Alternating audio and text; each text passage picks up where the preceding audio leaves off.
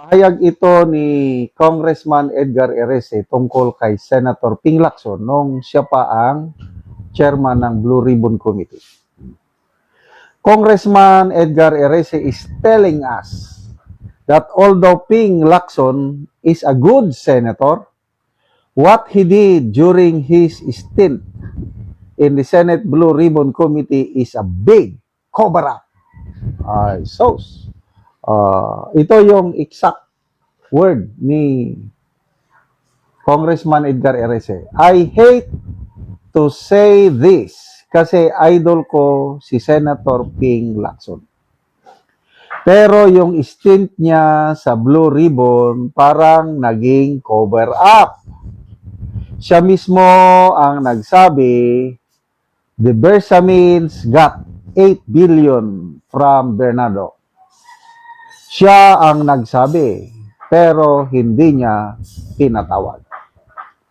Hindi niya pinatawag si Amina Pangandaman, who signed all the SAROs, Special Allotment Release Order. Yan na, SARO.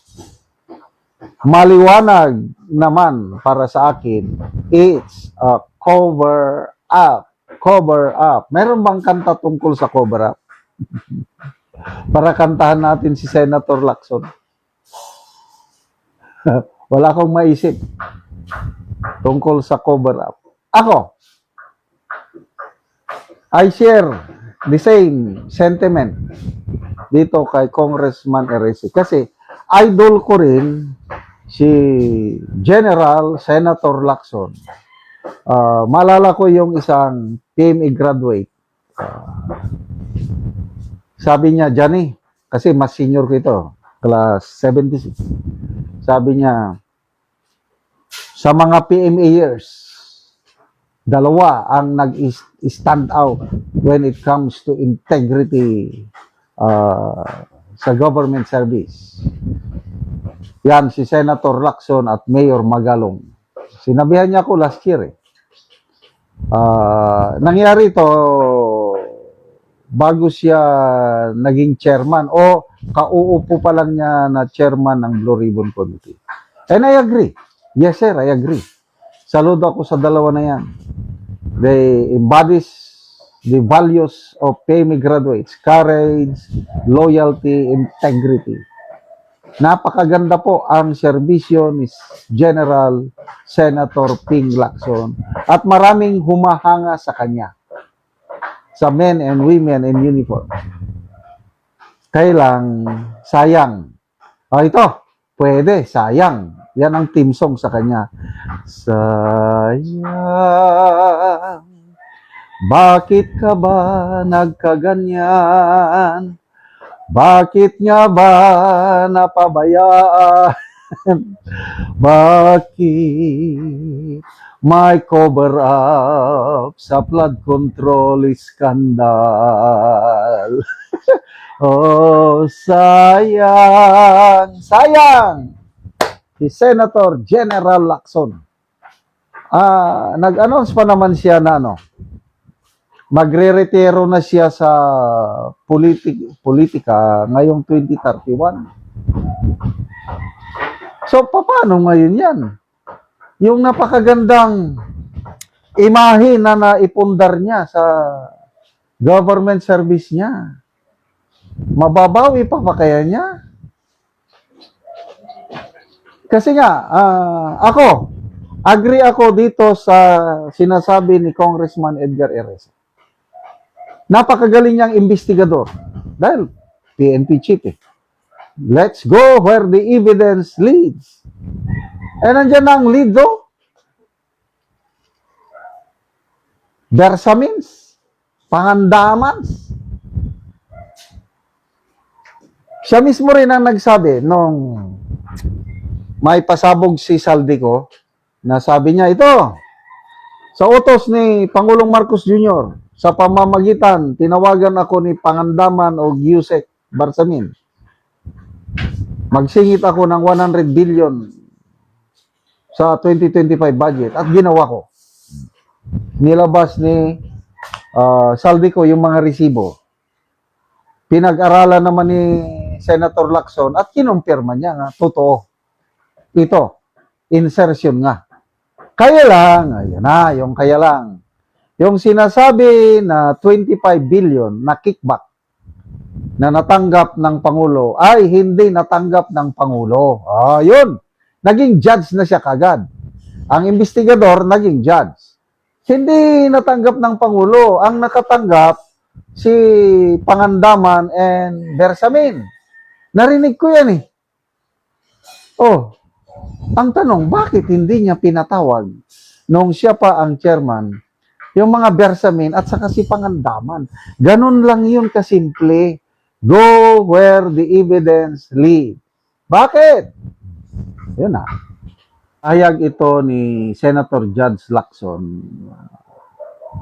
Para bang dinidepensahan niya, tinutulungan niya si Senator Padilla sa parang admonition o parang pinupuna itong si Senator Padilla, yung mga post niya sa social media tungkol sa impeachment trial. Okay, sabi, title, di kasama sa trabaho yan. Ping Lacson rebukes impeachment court spokes for commenting about Robin Padilla. Excuse me, Senator Judge Panfilo Lacson has taken issue with the Senate impeachment court spokesperson for publicly reminding Senator judges to observe the sub-judice rule, saying such admonitions are above his pay grade. Speaking over DZMM, Lacson said lawyer Reginald Tungol, as spokesperson of the impeachment court, should limit himself to communicating the court's official position instead of appearing to reprimand members of the tribunal hearing the impeachment case against BP Sara. Sabi niya, with due respect to Attorney Tungol, he is the spokesperson of the impeachment court and speaks on behalf of the senator judges. He should not make it appear he is cautioning or admonishing us. I think that's above his pay level, that's beyond his paycheck, sabi ni Lacson. The issue arose after Senator Judge Robin Padilla posted on Facebook his personal views on evidence presented during the trial, specifically discussing which digital copy of Vice President Duterte's controversial Zoom press conference could legally be considered the authentic or original version. During a press briefing, Tungol was asked whether Padilla's social media violated the sub-judice rule, which prohibits judges from making public statements that could affect the merits of a pending case. Tungol pointed out Rule 19 of Senate Rules on Impeachment, which bars senator judges and the parties from publicly commenting on matters pending before the impeachment court. While he stopped short of declaring that Padilla had violated the rule, Tungol said it would be up to the presiding officer to determine whether a reminder should be issued to senator judges. Lacson, however, described the spokesperson remarks as uncalled for, arguing that any concerns over the conduct of senator judges should be addressed privately with the tribunal. If there are indiscretions committed by a senator judge, it is best to take up in an all-senator judges caucus instead of lecturing in public or during the trial. It is not in his space to call the attention of senator judges to adhere to Rule 19, even sounding like he was admonishing Senator Padilla for his FB comments. Wow! In fairness, kahit dismayado ako kay Senator Lacson, yung pag-handle niya ng DRC investigation dahil lumalabas para bang cover up. Pagdating sa bagay na ito, saludo ako sa kanya. Agree ako na dapat ang spokesperson sa impeachment court huwag niyang i-remind ang mga senator judges tungkol sa Rule 19. So, although I also respect Attorney Tumol, magaling dito eh. Wala ko last year na nasimula na impeachment ni trial ni BP Sara. Maganda yung mga sinasabi niya. Siguro, magkaiba lang sila ng pananaw kay Senator Lacson, but I agree kay Senator Lacson. Kasi, ang sasabihin ng spokesperson, kung ano lang ang posisyon ng mga ng korte. Kaya spokesperson. Wag paalala. I'm sure alam ni Senator Padilla yung Rule 19, but siguro nasobrahan lang din niya. And mas maganda kung tatahimik na lang ang mga senator, wag nang mag-post ng mga ganun para to make it appear na patas kuno sila.